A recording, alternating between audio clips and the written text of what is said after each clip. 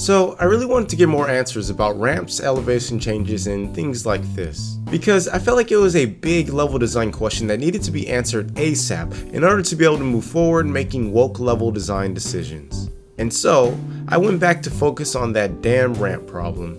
Now, we focused on testing a new level format, and in that test, we were testing how hard or easy it would be to use things like ramps with this walking feature. And we left with walking on the ramp seeming to work fine if you approached it from the front, but if you came at it from any other angle, it's absolute hell. Now, you see, here's one of the biggest problems that I found with game dev. I think this is absolutely hell because it isn't how I envisioned the game should play. But is it really though?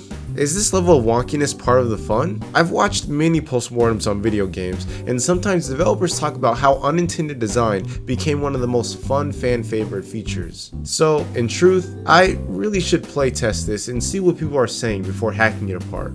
Or should I? I don't know. Who has the answers? Not me. Moving on. So, I had three options to try and fix this. I could A, add more raycasts to the foot walking feature, B, make the raycast from the foot walking feature longer, or C, do some combination in between all these three options. And so, I started with making longer raycasts. And this was such a great addition. I mean, more so for just the regular walking because it seems to get a lot less stuck now when I walk.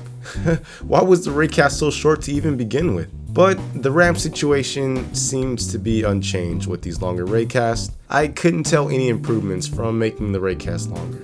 And so I then decided to add more raycasts to the feet. You see, before, it was simply just a single raycast per foot, but I added 2 more raycasts, making a total of 3 raycasts per foot, and couldn't notice any difference. Okay, maybe it made a small difference there, but still not the difference that I'm looking for. So then I added 2 more, making 5 total per foot, and I still couldn't tell any difference. Quite frustrated and annoyed, I just wanted to move on with my life. But then that's when I remembered the idea of being able to add elevators / moving platforms, and I wanted to see how that possibly would work. And so I then said to hell with this type of level design and began to work on a more modular level system. And honestly, I should have started out making levels like this because there are so many benefits to it. I can do much faster prototyping of ideas. Not only does it force me to learn more about the mechanics of my game, but it will also force me at some point to write a more versatile camera system. And the best part is, if this all works out well, building a level editor tool will be so seamless and easy. I don't know what I was thinking trying to make the whole entire level in Blender. Anywho, I did a platform test, and that turned out to be really cool and useful.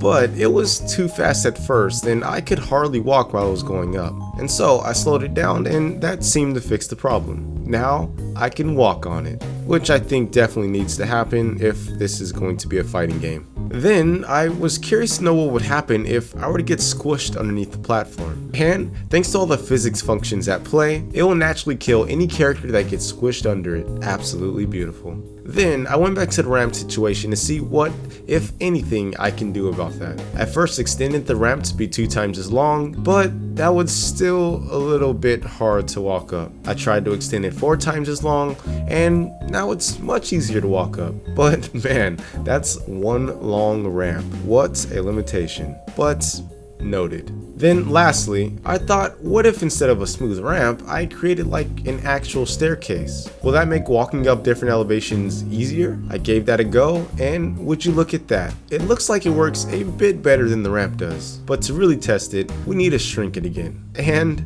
yeah, this is definitely a better solution. Shrink it again one final time just to see what's up, and the character gets stuck again. It appears that the steps aren't big enough when it's shrunk like this. Well. All good to know for future level designing.